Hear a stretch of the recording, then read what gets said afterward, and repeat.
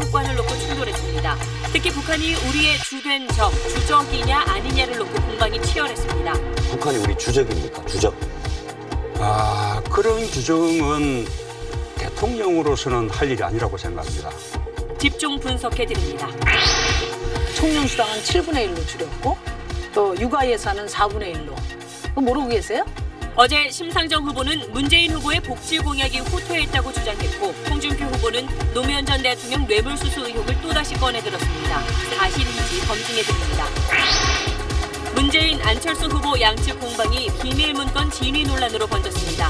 문재인 선배는 댓글보다 문자 폭탄을 만들어내는 양념공장이고 문재인은 양념공장 사장임이 밝혀졌습니다. 가짜뉴스 공장장 박지원 대표의 적반하장에 자신들이 매일 생산하고 있는 막말과 가짜뉴스는 잊으셨는지 묻고 싶습니다. 인천의 한 다세대 주택에서 불이 나 초등학생 3명이 반지하 집에 갇히는 사고가 났습니다. 위층에 사는 이웃이 방범창을 발로 차서 뜯어내고 아이들을 무사히 구조했습니다. 한 40대 남성이 등굣길 고등학교 앞 횡단보도에서 흉기를 들고 학생들을 위협하다 경찰에 붙잡혔습니다. 학생 한 명이 목과 턱에 상처를 입어 병원으로 옮겨졌습니다. 술을 마시고 차를 몰다가 사고를 낸 혐의로 재판에 넘겨진 방송인 이창명 씨가 벌금형을 받았습니다. 음주운전 혐의에 대해선 추정만으로 범죄 사실을 인정할 수 없다며 무죄를 선고받았습니다. 미국 정부가 지금은 북한과 대화할 때가 아니라는 입장을 분명히 했습니다. 북한을 테러 지원국으로 다시 지정하는 방안을 검토하고 있다는 것도 공식 확인했습니다. 주요 대선 후보 모두 공교육을 정상화해 사교육을 잡겠다고 약속했는데 방법에선 차이를 보였습니다. 후보별 공약의 차이점과 실현 가능성을 비교해드립니다.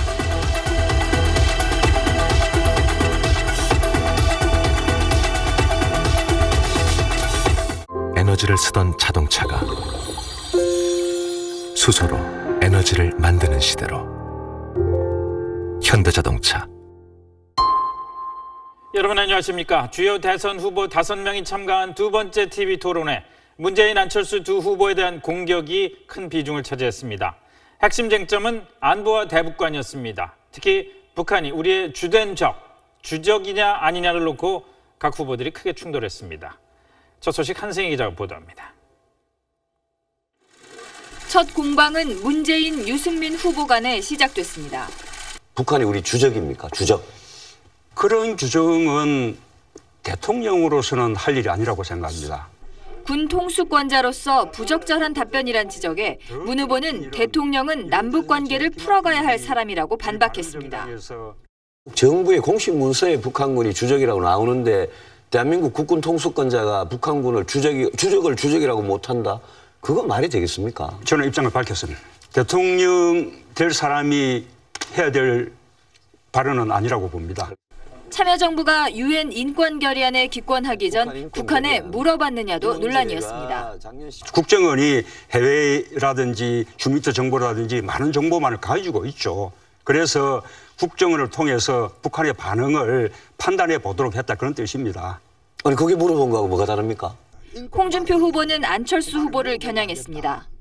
안철수 대통령 되면 대북 정책에 한해서는 박지원 씨가 대통령이다, 이런 말도 돌고 있습니다. 저는 창업주입니다. 국민의당을 창당했습니다. 지금 하시는 말씀은 스티브 잡스가 바지 사장이다, 이 주장하고 똑같습니다. 사드 배치를 두고 문 후보는 모호하다, 안 후보는 말을 바꿨다는 게 공격 지점이었습니다. 이쪽 저쪽 눈치 보기 외교의 자세를 보이는 것은 강대국의 먹잇감이 되기 제일 좋은 그런 태도라고 저는 생각합니다. 문 후보는 전략적 신중함이 필요하다고, 안 후보는 한반도 정세 변화를 반영한 거라고 반박했습니다. SBS 한승입니다. 대북 송금 사건과 국가보안법 개정 문제도 집중적으로 거론됐습니다. 5 후보 간에 꼬리에 꼬리를 문 공방이 벌어졌습니다. 이어서 문준모 기자입니다.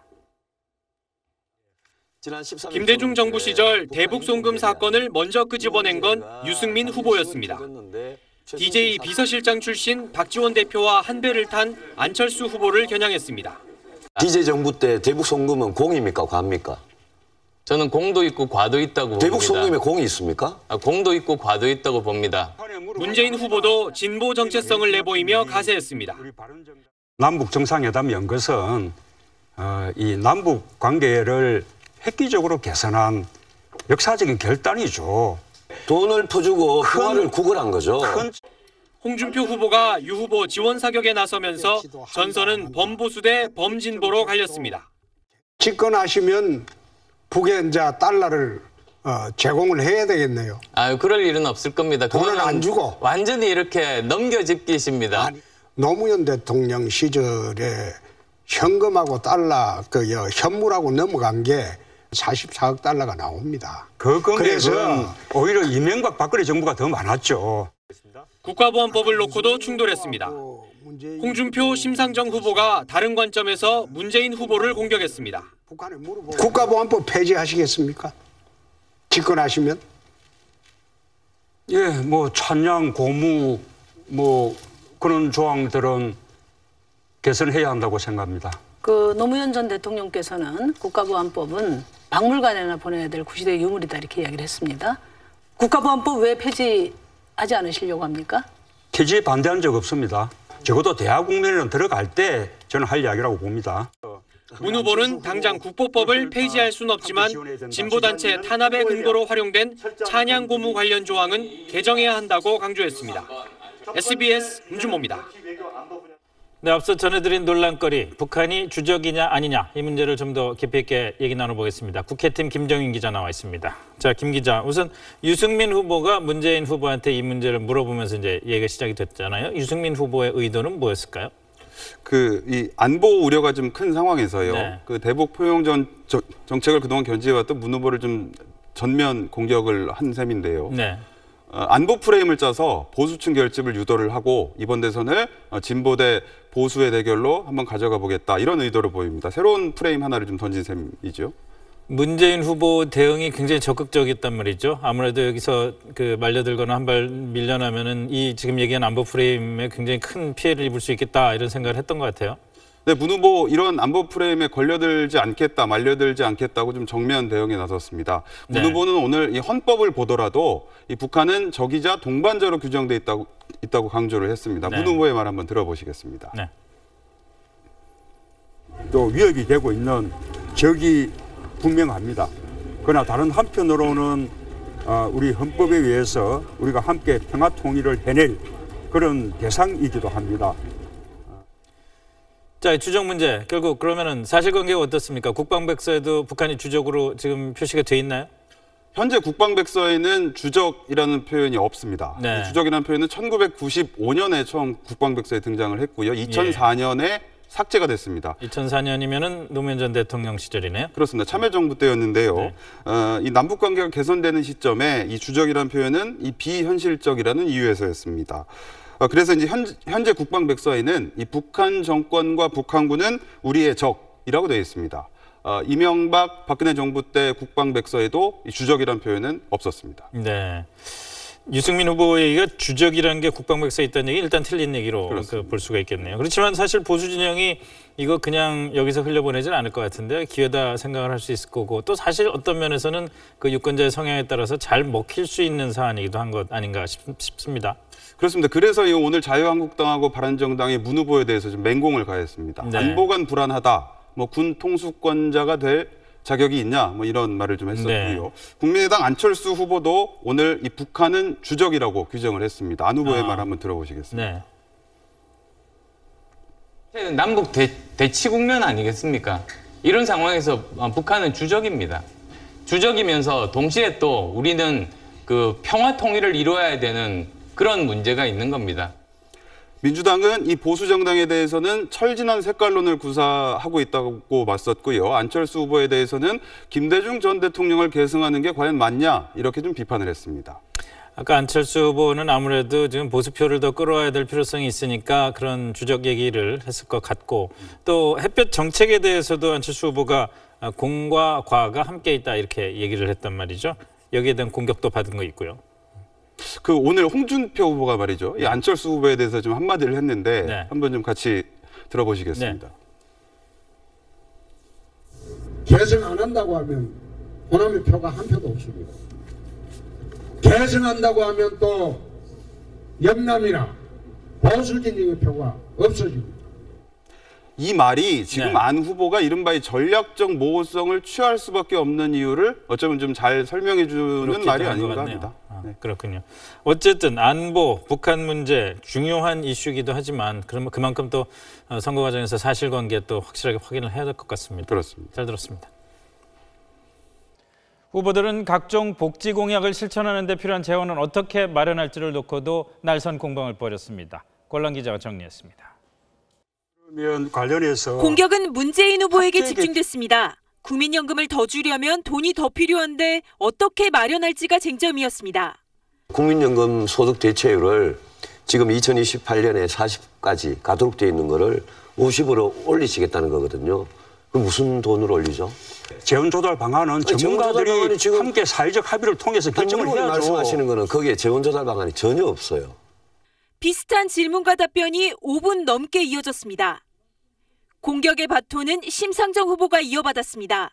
복지 공약이 굉장히 많은데 지금 증세 계획은 전혀 나오질 않고 있어요. 증세 없는 복지 박근혜 정부 따라가는 거 아니냐. 그거는 정책본부의 발표를 보시고요. 전체 제가 다 검토하고 왔습니다. 167조 후보님. 이렇게 해서 다 마련했죠. 네. 다음 표적은 안철수 후보였습니다.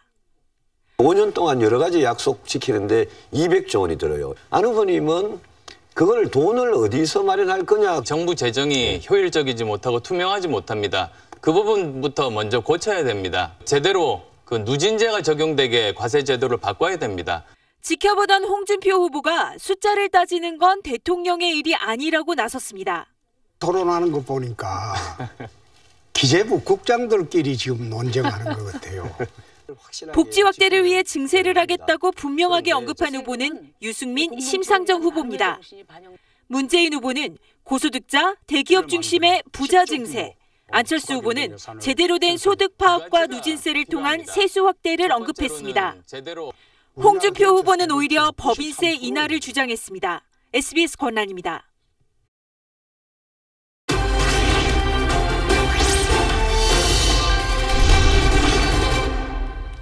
네, 어제 대선 후보 TV 토론 보시고 어떤 후보에게 후한 점수 또 어떤 후보에게 박한 점수를 주셨습니까?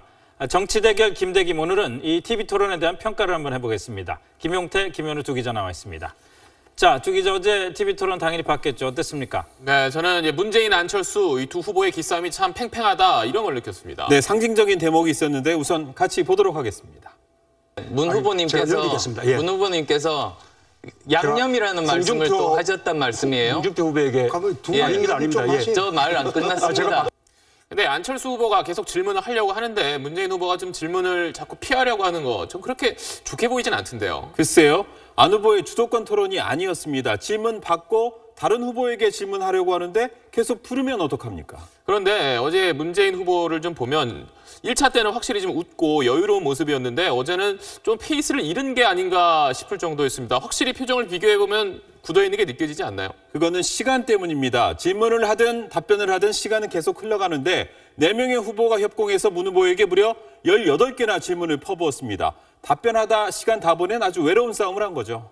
그러면 안철수 후보는 어땠습니까? 네, 안철수 후보의 표정 한번 보시죠. 1차 때는 좀 경직돼 있다. 그래서 화난 거 아니냐 이런 반응이 많았는데 반대로 어제 2차 토론에선 좀 여유로운 모습이었고 곤란한 질문에 그렇게 미소를 잃지 않는 모습이었습니다. 네, 표정 변화는 있는데 질문의 변화가 없습니다. 국민이 적폐냐 이런 질문을 또 반복했죠. 그리고 유승민 후보에게 질문하면서 문 후보 비판을 해서 오죽하면 유 후보가 왜 나한테 묻습니까? 이렇게 반문을 하기도 했습니다. 자, 유승민 후보 이야기 나왔으니까 한번 짚고 넘어가죠. 사실 1차 때도 유승민 후보 잘했다는 평가가 많았는데 어제도 긍정적인 평가가 많았습니다. 네. 그리고 심상정 후보 역시 귀에 쏙쏙 들어온다 이런 반응이 많았습니다. 네, 이 두 후보가 잘했다는 거 저도 동의합니다. 그런데 문재인 18번, 안철수 14번씩 질문 받을 때 3번 또는 아예 질문을 받지 않았습니다. 사실 답변이 어렵지 질문은 쉽잖아요. 그래도 심상정 후보의 이 발언은 아주 시원했다라는 반응이 많이 나왔습니다. 대한민국 모든 딸에게 이 자리에서 사과하십시오. 스트롱맨이 아니라 나이롱맨이시네요. 나이롱맨. 네, 설거지는 여자 몫이라고 한 홍준표 후보를 야단친 건데 결국 홍 후보가 사과했죠. 1차 때 다소 거칠었던 홍 후보의 발언은 어제 좀 자제하는 모습을 보이기도 했습니다. 그런데 어제 또 유승민 후보한테 마치 지난 대선에서 이정희 후보 같다 이런 말을 또 반복했는데 전 이게 과연 얼마나 효과가 있을지 모르겠어요. 네. 자, 좋습니다. 그 TV 토론이라는 게 이번엔 유난히 우리가 SBS가 주도했던 1차 토론 때부터 시작해서 어제까지 굉장히 관심을 많이 끌고 있다. 네. 그런데도 불구하고 일부 전문가들 사이에서는 TV 토론이 실제로 지지율 변화 같은데 별 영향을 미치지 않는다. 이런 주장도 나오고 있죠. 네, 저희가 여론조사를 준비했는데 1차 토론회 이후에 지지 후보를 바꾸거나 아니면 새로운 후보가 생겼다라고 답한 사람이 5.1%였습니다. 네. 뭐 5%긴 하지만 대선 국면에서 적지 않은 숫자고 또 첫 토론회였으니까 계속 지켜봐야 되겠죠. 그리고 이제 아무래도 이제 TV 토론은 지지 후보를 바꾸는 효과보다는 기존에 자신이 지지했던 후보를 더 강하게 만드는 효과가 크다. 이런 이론도 있습니다. 네, 지지자 결집력이 강해지면 아무래도 투표장에 많이 나오니까 그 영향력은 또 작지 않다고 볼 수 있습니다. 근데 이제 그런 영향력이 있는 만큼 한 번의 말실수가 치명타가 될 수도 있는데 지금 여기 보시는 이 포드 대통령이 76년도 TV 토론에서 말실수 한 번으로 재선에 실패했습니다. 발언 한번 들어보시죠. There is no Soviet domination of Eastern Europe. I'm sorry. 네, 이렇게 사실관계를 틀리니까 참석자도 황당해하는데 요즘엔 SNS에서 말실수 동영상이 함부로 막 돌아다니기 때문에 더 치명적일 수 있습니다. 자, 앞으로 TV 토론이 선관위가 주관하는 3번의 토론까지 여러 개가 남아있으니까 한번 더 지켜봐야 되겠습니다. 수고들 했습니다.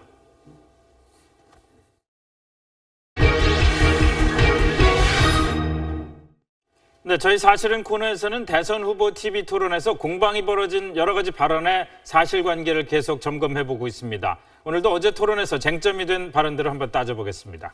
자, 박세영 기자, 먼저 심상정 후보의 말인데 문재인 후보가 복지 공약을 낸 게 주말 사이에 선관위에 제출한 복지 공약이 주말 사이에 대폭 축소됐다 이런 주장을 어제 했잖아요. 네. 사실입니까? 일단 어제 토론에서 복지 공약 후퇴 논란 일단 발언부터 한번 다시 들어보시죠. 아동수당은 2분의 1로 줄이셨더라고요. 그다음에 청년수당은 7분의 1로 줄였고 또 육아예산은 4분의 1로 그다음에 노인 기초연금은 또 3분의 2 수준으로 대폭 삭감을 했습니다. 그거 모르고 계세요? 어머님? 그것을 처음 발표한 건데 그것을 줄였다고 하면 어떻게 합니까? 아닙니다. 네, 지금 심상정 후보의 얘기는 문 후보 측이 지난 주말 사이에 아동수당의 경우에는 5조 2천억에서 거의 절반을 줄였고 또 청년수당 같은 경우에는 3조 7천억 원에서 5,400억 원으로 금액을 대폭 삭감했다는 겁니다. 이 수치가 어디서 나왔는지 저희가 확인을 해보니까 위에 그러니까 막대가 기다란 부분, 그러니까 금액이 많은 부분은 지난 13일 날 문재인 후보 측에서 선관위에 처음 공약을 제출한 날입니다. 그 자료에 들어있던 숫자였고요. 그리고 막대기가 짧은 거, 금액이 줄어든 부분은 지난 17일 날 선관위 홈페이지에 공식적으로 공개된 숫자였습니다. 자, 그럼 13일하고 17일 사이에 액수가 많이 줄었으니까 이게 복지 공약 후퇴다. 이게 심상정 후보의 주장인 모양인데 일리가 있는 건가요? 복지 공약 후퇴라고 말하기는 사실 좀 어려울 것 같습니다. 왜냐하면 심상정 후보가 공약 후퇴의 근거로 든 아까 말씀드린 13일자 숫자, 그게요 문재인 후보의 공식적인 최종 공약이 아닙니다. 또 이거를 유권자들한테 공식적으로 발표한 적도 없었고요. 사실 13일 날에 문 후보 측이 선관위에 공약을 제출한 거 말고 기자회견을 하기도 했습니다. 근데 그 기자회견 때 나온 공약, 그 숫자를 기준으로 해보면 아동수당 그리고 청년수당은 아래쪽 막대기가 더 길어졌죠. 그러니까 금액이 더 올라간 겁니다. 물론 이제 뭐 육아휴직이나 기초연금 예산 같은 경우에는 줄어든 게 또 사실이기도 합니다. 이렇게 그 문 후보 측의 복지 공약 정리가 막판에 좀 깔끔하지 않았던 건 사실이지만 17일 날 홈페이지에 공개된 뒤에 숫자가 바뀐 적은 없거든요. 그러니까 공약 후퇴라고 보기는 어려울 것 같습니다. 공약 후퇴는 일단 아니다. 다만 이렇게 청년수당 같은 경우도 나왔지만 막 2배로 늘었다 줄었다 공약을 발표하는 그 사이에 이건 조금 또 짚어볼 만한 내용 아닌가 싶긴 합니다. 자, 두 번째, 토론에서 대북 송금 문제가 많이 거론이 됐었단 말이죠. 홍준표 후보가 통일부 자료를 갖고 노무현 정부 때 북한으로 넘어간 뭐 현물이나 돈 이런 것들이 44억 달러다. 이 얘기를 꺼내서 공방이 벌어졌는데 이건 또 어떻게 봐야 할까요? 예, 그 44억 달러도 먼저 발언 먼저 듣고 시작하겠습니다. 노무현 대통령 시절에 현금하고 달러, 현물하고 넘어간 게 통계 통일부 자료를 보면 한 44억 달러가 나옵니다. 그 금액은 그래서 오히려 이명박 박근혜 정부가 더 많았죠. 예, 오늘 기자들 문의가 상당히 많아서 이제 통일부가 자료를 만들었고요. 좀 전에 저희한테 보내왔습니다. 일단 뭐 거의 사실로 볼 수가 있고요. 자료를 한번 보시면 일단 노무현 정부 때 정부 차원에서 보낸 현물이 17억 달러 정도가 됩니다. 여기에다가 이제 오른쪽에 민간 차원에서 보낸 현금과 현물이 또 따로 있거든요.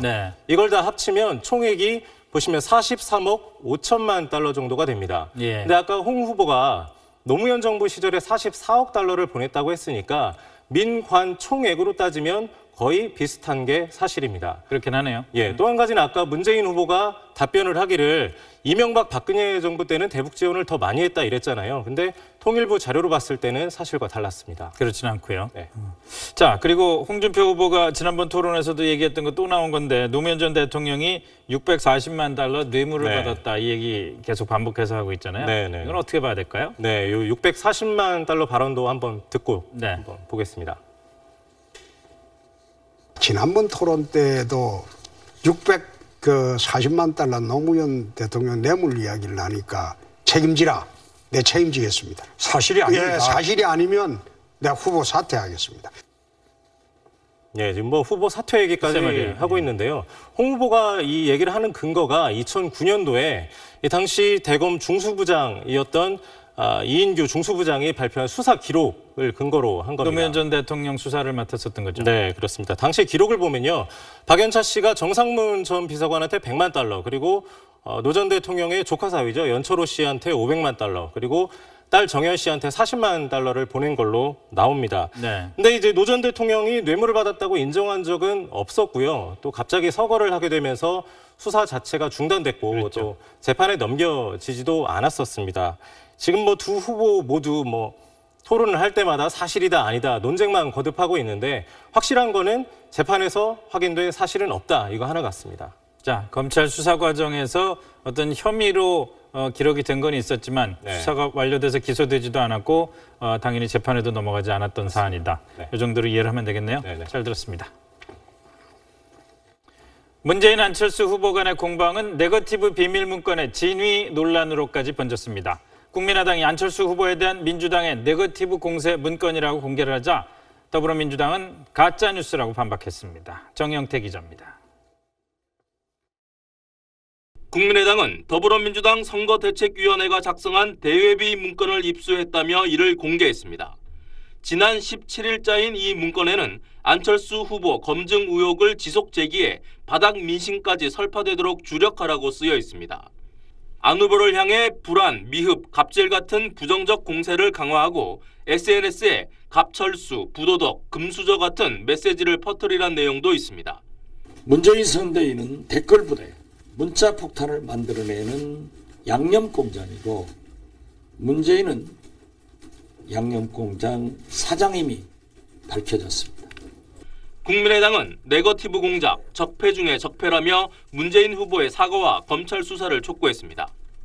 더불어민주당은 선대위 공식 문건이 아니라며 가짜 뉴스라고 즉각 반박했습니다. 가짜뉴스 공장장 박지원 대표의 적반하장, 자신들이 매일 생산하고 있는 막말과 가짜뉴스는 잊으셨는지 묻고 싶습니다. 우상호 공동선대위원장은 선거 캠프 내부를 확인한 결과 해당 문건을 보고받거나 내용을 아는 사람이 없다고 밝혔습니다. 민주당은 안 후보의 지지율이 문 후보에 더욱 뒤처지면서 국민의당이 온종일 네거티브 공세를 펴고 있다고 맞받았습니다. SBS 정영태입니다. 오늘부터 동네 곳곳에 붙여지기 시작한 대선 후보의 벽보입니다. 길이가 꽤 길죠. 다 보려면 이거 시간도 꽤 걸릴 것 같습니다. 뭐 그럴 수밖에 없습니다. 지금 대선 후보가 15명이나 출마했기 때문입니다. 대선 후보의 벽보들 얘기 이경원 기자가 현장을 다녀가면서 취재했습니다. 선거 벽보를 붙이느라 안간힘을 쓰는 선관위 직원들. 아니 밑에, 여기 밑에. 균형을 맞추기가 여간 어렵지 않습니다. 특히 이번 대선은 역대 최대인 15명이 출사표를 던지면서 벽보도 15장이 붙었습니다. 제가 줄자로 그 길이를 재보니까 선거 벽보 주의문을 포함해서 10m를 훌쩍 넘겼습니다. 선거 벽보 전체 길이가 굉장히 깁니다. 그래서 첩부 장소를 확보하는데 좀 어려움이 있을 것 같습니다. 장소가 비좁으면 이렇게 두 줄로 붙이는 수밖에 없습니다. 이름도 못 외우고 백수도 몰라서 번호도 몰라서 못 찍겠네. 웬일이야. 그만큼 후보들에겐 눈길 끌기 경쟁도 치열해졌습니다. 흰색 배경으로 인물의 주목도를 높인 문재인 후보, 말쑥하게 머리를 넘겨 강인함과 안정감을 강조한 홍준표 후보, 승리의 V자를 연상시키며 파격을 선보인 안철수 후보, 와이셔츠 차림에 일하는 모습을 강조한 유승민 후보, 환하게 웃는 모습으로 푸근함을 염두에 둔 심상정 후보까지 단번에 이미지를 각인시킬 한 수를 내세웠다는 평가입니다. 다만 최근 인터넷의 발달로 주목도가 떨어지는 것도 사실입니다. 무심코 지나가는 경우도 다반사입니다. 벽보는 이름만 약간 볼 수가 있고 자세한 정보에 대해서는 볼 수가 없는데 자세한 정보를 알고 싶으면은 SNS나 인터넷으로 더 많이 보게 되는 것 같아요. 선거 벽보 제작 비용은 각 후보 측에서 부담하지만 설치 인건비나 선거 직후 철거 비용은 세금으로 충당합니다. 이번 대선엔 그 비용으로 23억여 원이 책정됐습니다. SBS 이경원입니다. 오늘 대낮에 경북 경산의 한 농협에 총을 든 복면 강도가 들어서 2천만 원을 뺏은 뒤 자전거를 타고 달아났습니다. 실탄까지 쐈습니다. 잠시 뒤에 전해드립니다.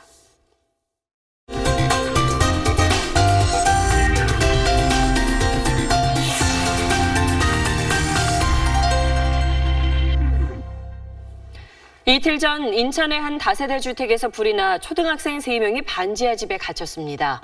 빠져나오지 못하던 위기의 순간 이웃 아저씨가 방범창을 뜯고 어린이들을 구했습니다. 원종진 기자입니다. 그제 오후 4시 50분쯤 인천 서구의 한 반지하 주택. 매캐한 연기가 뿜어져 나오는 방범창 사이로 살려달라는 다급한 손짓이 보입니다. 어린 소녀 3명이 자기들끼리 튀김 요리를 하다 불이 난 겁니다. 방범창 때문에 빠져나올 수 없는 위급한 상황. 앞집에 사는 초등학교 5학년생이 바닥에 돌멩이를 주워 방범창을 부수려 하지만 뜻대로 되지 않습니다. 이때 또 다른 이웃들이 나타납니다. 방범창을 뜯어낸 뒤 얼굴이 새카매진 아이들을 구해냅니다. 창문 보이고 누나들이 매달리면서 살려달라고 해서 옆에 큰 돌 봐갖고 아저씨한테 갖다 줬어요. 순간적으로 그 세월호 애기들 예전에 침몰할 때 그 창가에 그 비치던 모습이 순간적으로 오버랩 되더라고요. 어떻게든 꺼내야 되겠다라는 그런 생각밖에 없어요. 구조된 학생들은 연기를 들이마셨지만 크게 다치지는 않았습니다. 너무 고맙죠. 애들도 다 살리고 그랬으니까. 강아지까지 다 살려놨어요. 소방당국은 이들 용감한 이웃들에게 표창장을 수여할 예정입니다. SBS 원종진입니다. 오늘 아침 등굣길에 경기도의 한 고등학교 앞에서 흉기 난동이 벌어졌습니다. 술에 취한 40대 남성이 흉기를 휘두른 건데 학생들이 크게 놀라 대피했고 한 명은 목에 상처를 입었습니다. 보도에 박소진 기자입니다. 오늘 아침 8시 40분쯤 경기도의 한 고등학교 바로 앞 횡단보도. 양손에 흉기를 든 남성이 교복을 입은 학생들을 향해 걸어갑니다. 학생들이 놀라 달아나자 이번엔 건너편에 오던 행인을 향해 흉기를 던집니다. 아찔한 순간이 이어지는 사이 현장에 출동한 경찰이 이 남성을 제압합니다. 피의자는 41살 문모 씨. 문 씨의 흉기 난동으로 학생 1명이 다쳤습니다. 여기 앞에서 학생한테 칼을 휘둘렸어요. 우측 목에 손톱으로 이게 긁히는 것 같은 이게 상처를 입히고. 현장에서 체포된 문 씨는 당시 술에 취해 있는 상태였고 누군가 자신을 해치려 한다며 횡설수설한 것으로 전해졌습니다. 문 씨는 범행 전 인근 마트에서 흉기를 훔친 것으로 확인됐습니다.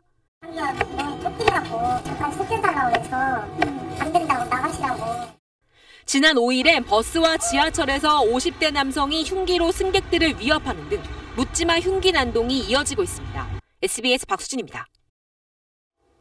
1년 전 음주운전 뺑소니 혐의로 재판에 넘겨졌던 방송인 이창명 씨가 음주운전 혐의에 대해 무죄를 선고받았습니다. 재판부는 막연한 추정만으로는 범죄 사실을 인정할 수 없다고 판시했습니다. 김기태 기자가 보도합니다. 법정 밖으로 나온 방송인 이창명 씨가 눈물을 글썽입니다. 이 씨는 사고 후 미조치, 즉 뺑소니 혐의는 유죄, 음주운전 혐의에 대해선 무죄를 선고받았습니다. 사고 미조씨 건에 대해서는 유죄가 나왔는데요. 뭐 항소하실 생각이 있으신가요? 지금 이거로 만족합니다. 그냥 음주운전 무죄로 만족합니다. 이 씨는 지난해 4월 늦은 밤 서울 여의도에서 신호등을 들이받은 뒤 차를 버려둔 채 사라졌다가 사고 20시간이 지난 뒤에야 경찰에 출석했습니다. 음주운전 하신 거 맞습니까? 안 했습니다. 음주운전 안 하신 겁니까? 술을 못 마십니다. 이 씨가 뒤늦게 출석한 탓에 체혈로는 음주 여부 확인이 불가능해지자 경찰은 식당 CCTV를 통해 이 씨 일행이 주문한 술의 양을 근거로 사고 당시 이 씨가 혈중 알코올 농도 0.148%의 만취 상태였을 것으로 추정했습니다. 이 씨가 대리운전 기사를 불렀다가 취소한 점과 사고 후 이 씨가 들른 병원의 의료진이 이 씨로부터 술 냄새가 났다고 진술한 점도 고려됐습니다. 하지만 법원은 형사처벌은 엄격한 입증을 전제로 한다며 음주운전 혐의에 대해 무죄를 선고했습니다.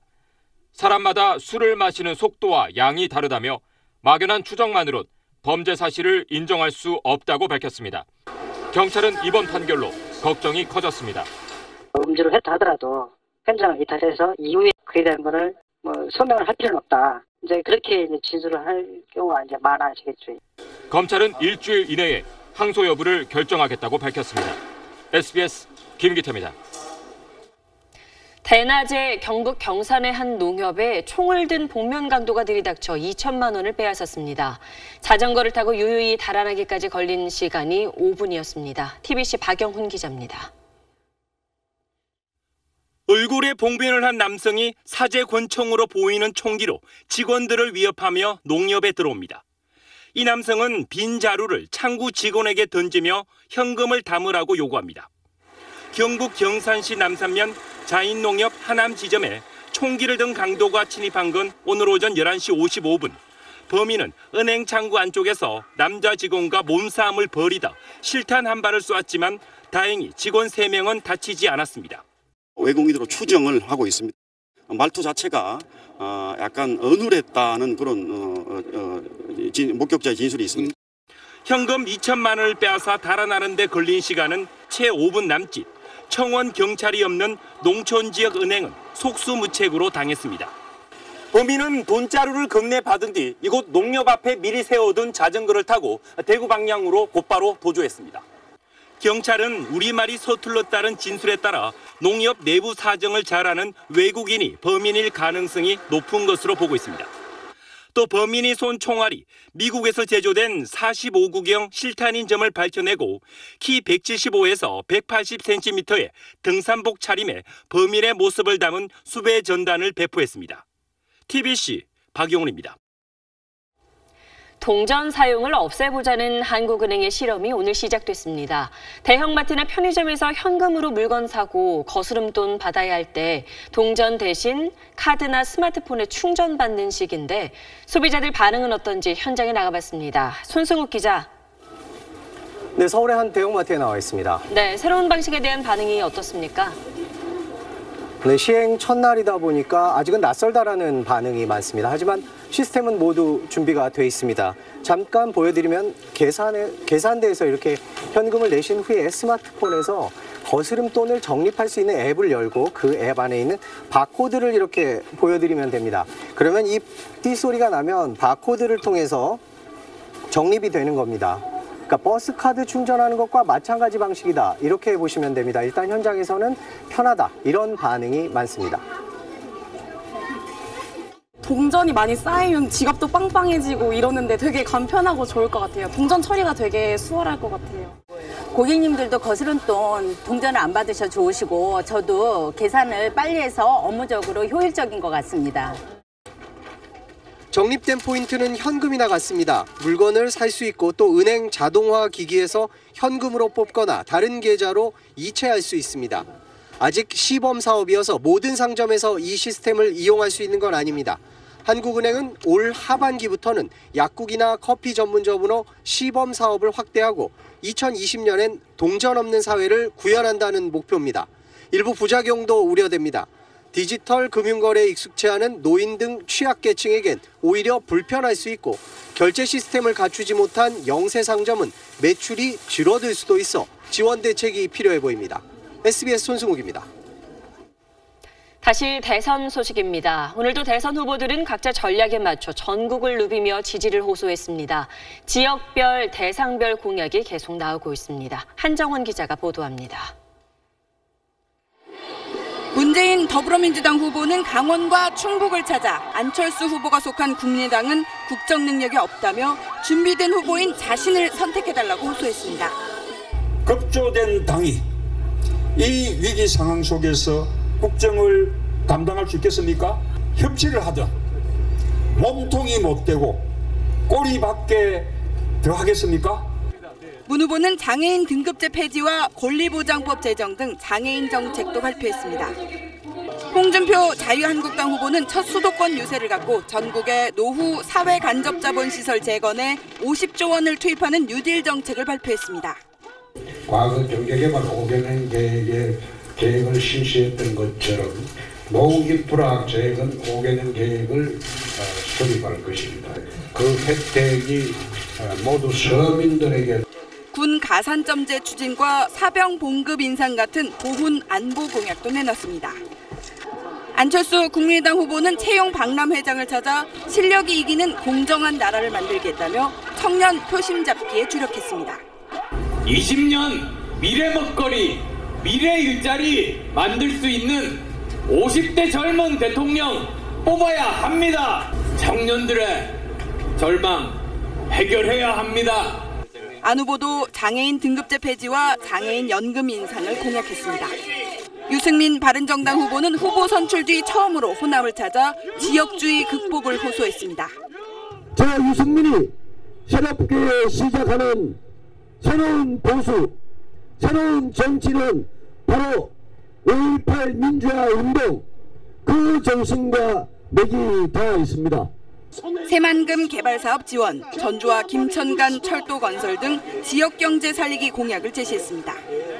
심상정 정의당 후보는 노동운동의 중심지인 경남 창원에서 첫 지방 유세를 시작했습니다. 적어도 내가 노력한 만큼 내 능력만큼 평가받는 그런 사회 만들어야 되지 않겠습니까, 여러분?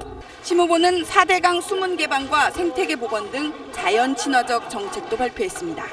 SBS 한정원입니다.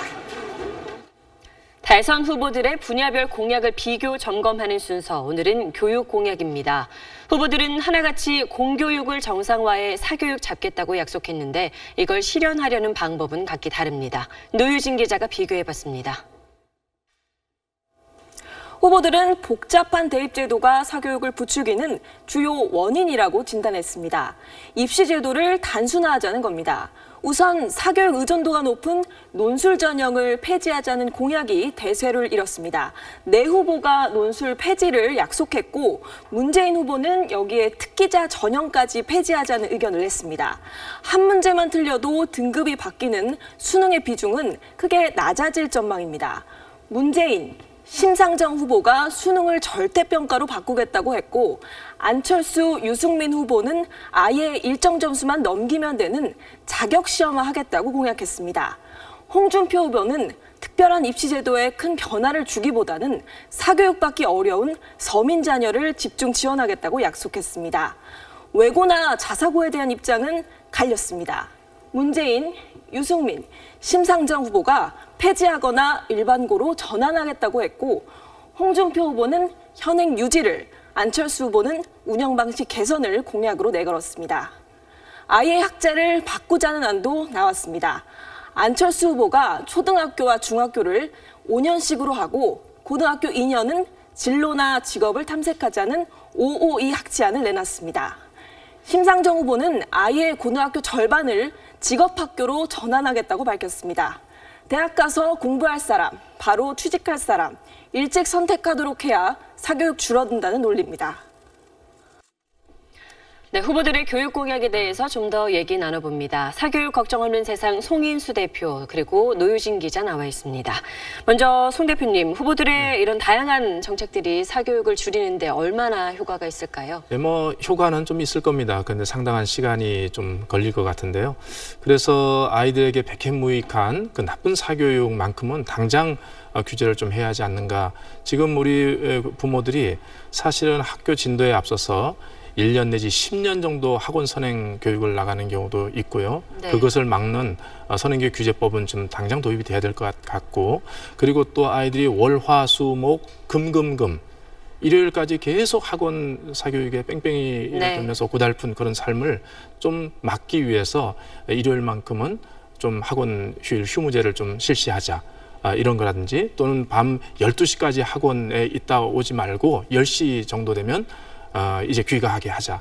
이런 것을 법으로 좀 규제하는, 나쁜 사교육을 규제하는 법만큼은 좀 만들어야 될 텐데, 지금 문재인 후보나 안철수 후보, 유력한 후보들이 이 부분에 대해서는 학원 업계를 의식해서 사실은 매우 소극적으로 이 법의 제정에 대해서 태도를 보이고 있습니다. 아쉬운 대목이라 할 수 있습니다. 네.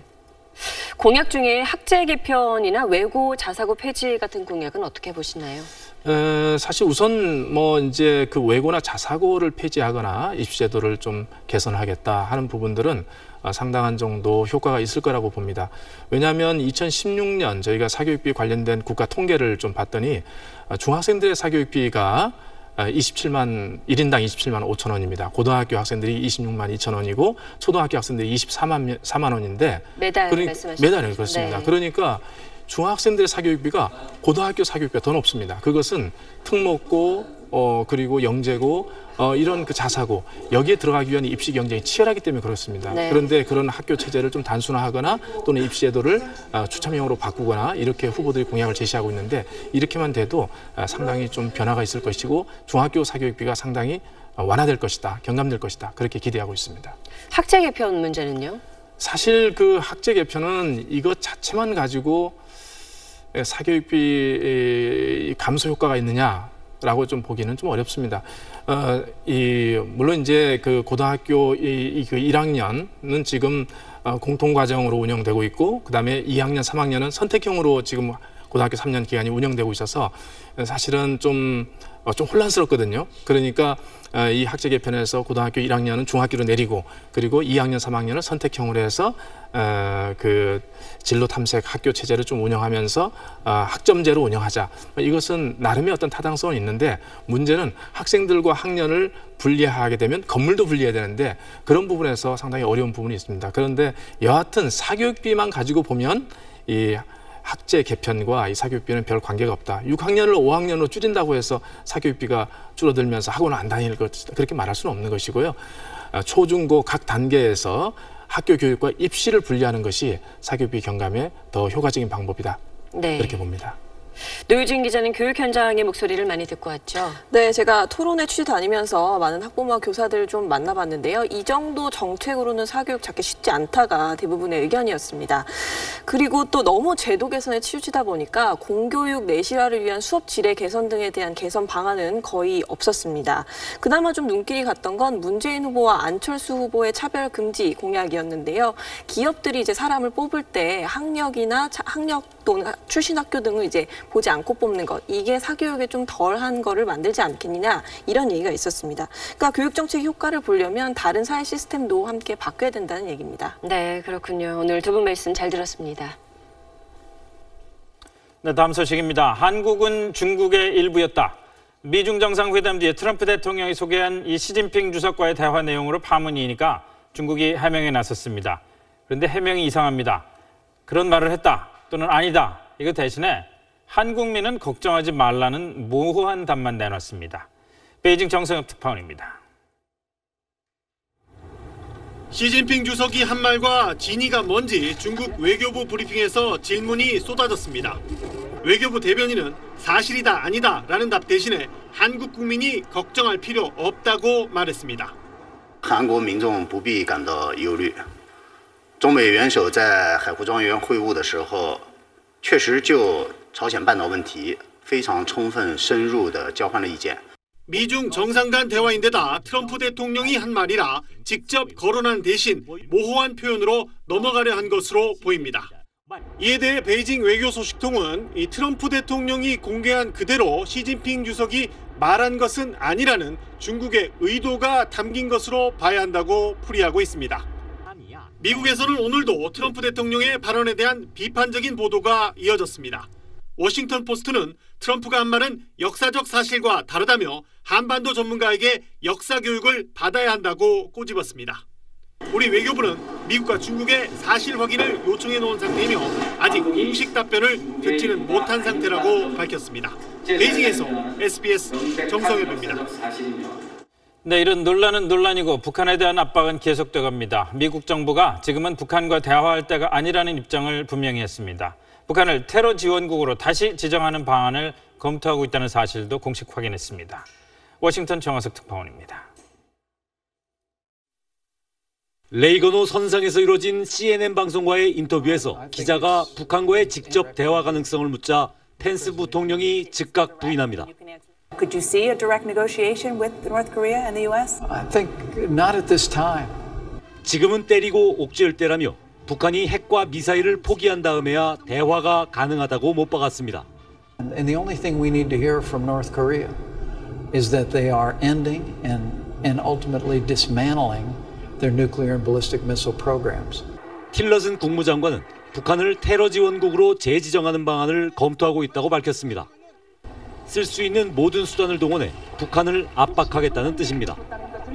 북한의 최근 미사일 발사를 규탄하는 유엔 안보리 성명은 오늘 채택에 실패했습니다. 대화를 통한 문제 해결이란 문구가 빠졌다는 이유로 러시아가 제동을 건 건데 미국은 관례적으로 들어가던 이 표현을 빼자고 주장했고 중국도 이를 지지했습니다.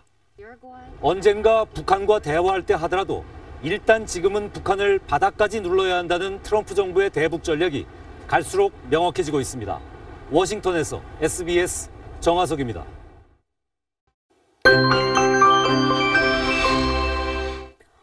비는 충분히 내리지 않았지만 밤이 되면서 대기 상태가 나아지고 있습니다. 하지만 내일도 계속해서 미세먼지를 주의하셔야겠습니다. 오늘 추가로 발원한 황사가 영향을 주기 때문인데요. 내일도 전국 많은 지역에서 미세먼지가 나쁨 수준을 보이겠습니다. 내일은 구름 사이로 해가 들면서 기온이 크게 오르겠습니다. 서울과 대전의 한낮 기온은 21도, 광주 22도를 비롯해 오늘보다 2, 3도 정도 높겠습니다.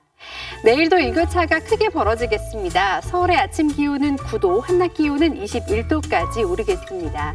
남부 내륙 지역은 안개가 강해지겠고요. 내일 새벽 한때 제주도에서는 비가 조금 내리겠습니다. 다가오는 주말도 일교차가 크게 벌어지겠습니다. 모레는 강원 남부와 영남 지방에 비 소식이 있습니다. 날씨였습니다.